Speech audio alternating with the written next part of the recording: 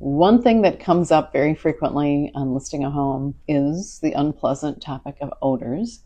I always say we can get a lot of information online, we can get beautiful pictures online, but then when you walk into the house, there can sometimes be an unpleasant surprise. And so I always like to get ahead of that with my sellers, and you and your crews have been very helpful in that regard. Let's talk a little bit about cigarette smoke. Sometimes it's just in the garage, sometimes it's in the house.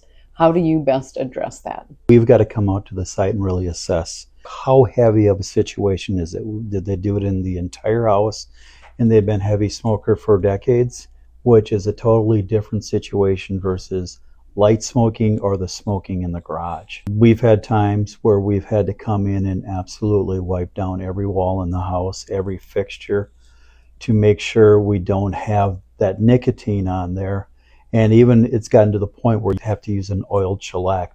That stain will still leach through. So it's not an odor issue anymore, but it'll leach through the paint. So you've got to oil shellac it to lock it in so that doesn't come through the new paint job. So we'll do that with the whole house.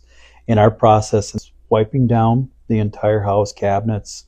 We'll do the duct cleaning, and from there we will vaporize the house with chlorine dioxide. And what this does is kill the odor at the molecular level. So we open all doors, have the furnace fan running, and that runs, depending on the situation and the size of the home, 8 to 12 hours. And we typically do that overnight. You cannot be in the house when you're doing the vaporization. But you do that, and it'll smell like a pool when we're done. And that will dissipate over 3 to 5 days, and it's just a clean smell in the house. So smoke isn't something we find a lot of in houses as much anymore, but I will tell you what, it's an unusual household that does not have a pet, or 2 or 3.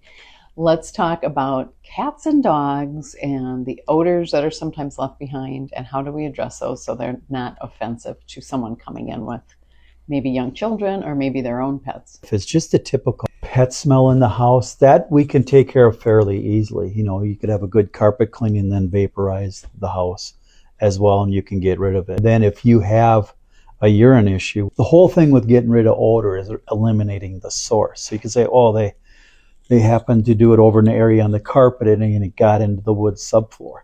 Well, we've got to pull that carpeting out to get to the subfloor, to treat the subfloor, and then potentially use a vapor lock to lock that odor in after everything is done. If it gets hot out, that's when odors will come out more because everything's expanding. So it is very situational with that, but you do have to get rid of the source, and then you do have to make sure you have treated everything and removed anything where possible, or lock it in with a vapor lock.